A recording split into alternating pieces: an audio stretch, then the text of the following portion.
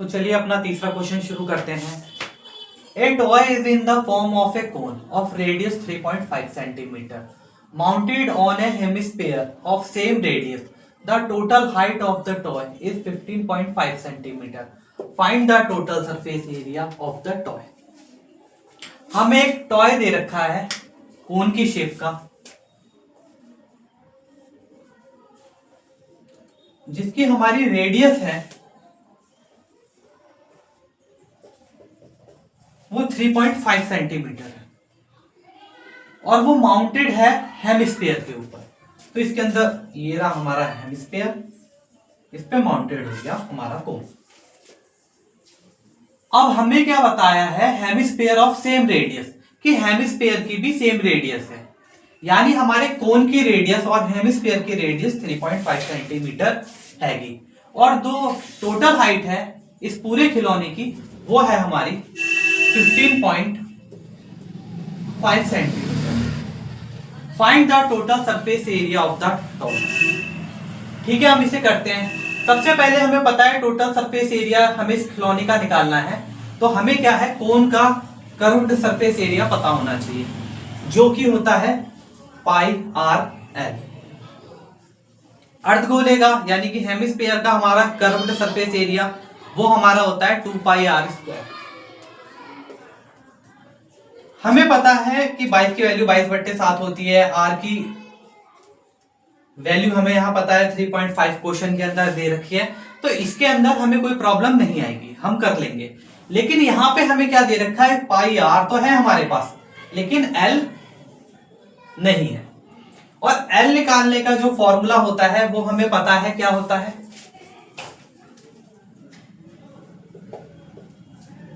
Root के अंदर हमारा R square plus H square. चाहे तो आप एच स्क्वायर पहले लिख दो, आर स्क्वायर बाद में लिख दो, उससे कोई फर्क नहीं पड़ता। अब हम क्वेश्चन को शुरुआत करते हैं। हमें एच भी पता होनी चाहिए, तो हमें पता है कि टोटल खिलौने की जो हमारी हाइट दे रखी है वो कितनी दे रखी है, 15.5 सेंटीमीटर दे रखी है। अगर हमें एच निकालनी है तो हमें पता है 15.5 में से हम हमेशा क्या करते हैं, रेडियस को घटा देते हैं। रेडियस है हमारी 3.5, तो ये आ गया हमारा 5 में से 5 गया 0 और 15 में से 3 गए, हमारे बचा 12। पॉइंट के बाद इस 0 की कोई वैल्यू नहीं है, तो हमारी हाइट आ गई कितनी, हमारी हाइट आ गई यहां पर 12। अब हम ये जो L है इसे निकाल सकते हैं।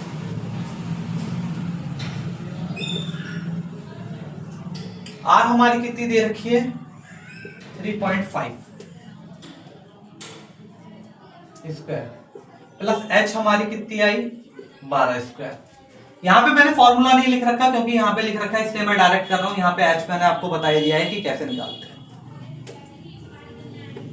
3.5 का जब हम स्क्वायर करेंगे, सबसे पहले हम इस क्वेश्चन को करना सीखते हैं कि ये बेसिक फॉर्मेट पे कैसे हो पाएगा। जब भी हमें मान लीजिए 35 है, 35 का स्क्वायर करना है तो हम 5 का स्क्वायर कर देंगे, 5 25। 3 के आगे क्या आता है, 4 आता है, तो उससे मल्टीप्लाई कर देंगे, 3 चौक 12, तो ये आ गया हमारा 12 25।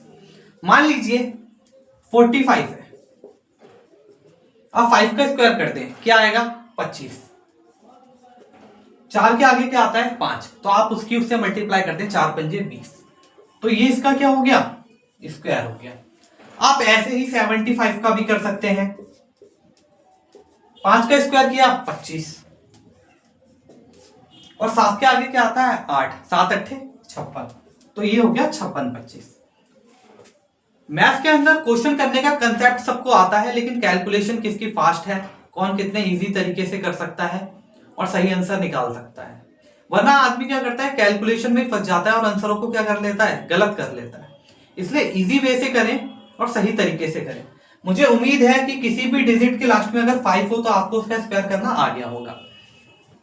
तो हमने देखा 35 का स्क्वायर जो हुआ हमारा वो हुआ 12 25, लेकिन यहां पे पॉइंट था। 35 का स्क्वायर का मतलब क्या है, 30.5 वो 3.5 की 3.5 से आप मल्टीप्लाई कर रहे हैं।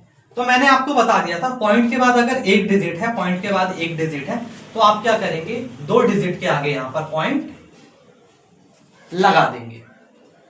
और यहाँ पे स्क्वायर आपने कर ही लिया था, तो आपने देख लिया था कि 12/25 आएगा, प्लस 12 का स्क्वायर, 12 का स्क्वायर करा आपने 144 आ गया। अब 12.25 और 144 को आपको क्या करना है, ऐड करना है।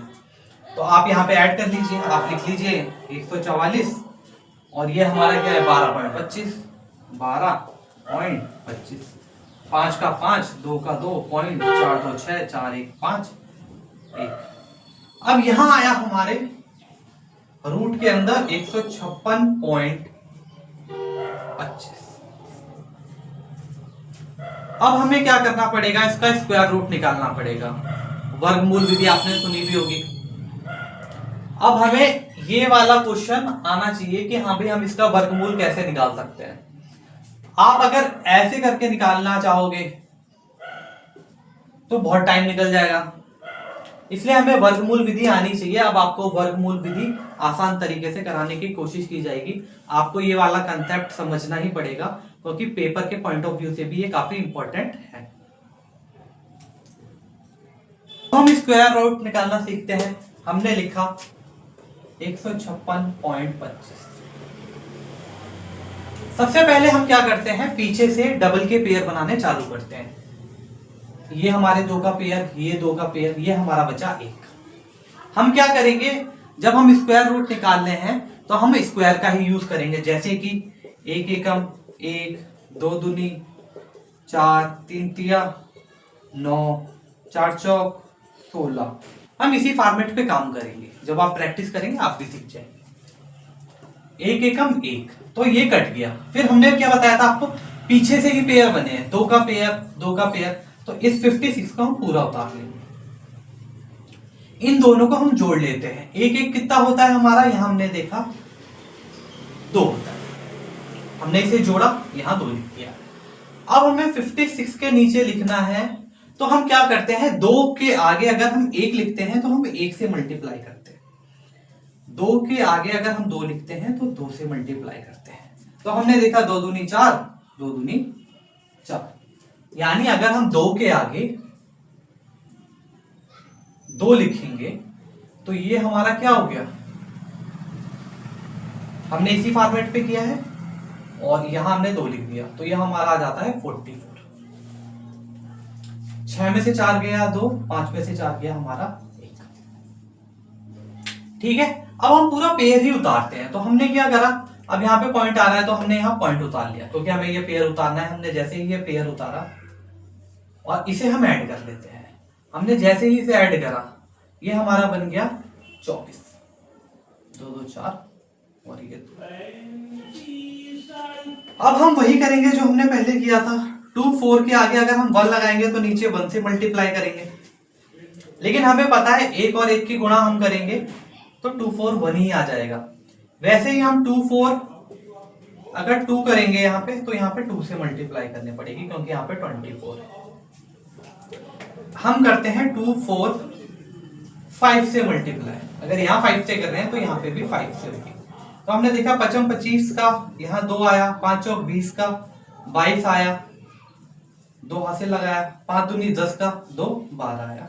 तो हमने देखा 5वीं बार में यहाँ पे जब हमने ये वाला फॉर्मेट अपनाया था, तो यहाँ पे हमारा क्या आ गया, 1225 आ गया। ये हमारा पूरा कट गया। यानी हमारा क्या है, जब हम इसे रूट से हटाएंगे, इसका जो हमने स्क्वायर निकाला है, परफेक्ट स्क्वायर, ये किसका है, ये है 12.5। यानी जो हमारी एल आई है वो आई है 12.5। अब हम दोबारा क्वेश्चन पे जाते हैं और क्वेश्चन करते हैं। हमें एल पता चल गई है कि एल आई है हमारी 12.5। मुझे उम्मीद है आपको ये समझ में आया होगा, वरना इसका एक अलग से कंसेप्ट बना के वीडियो डाल देंगे। इसके अंदर आपको स्क्वायर रूट करने सिखाए जाएंगे ताकि आपको स्क्वायर रूट आ जाए। लेकिन ये काफी एग्जाम के उससे बहुत महत्वपूर्ण है। मान लीजिए एग्जाम में आया आपको यही नहीं आता तो आपका क्वेश्चन नहीं हो पाएगा।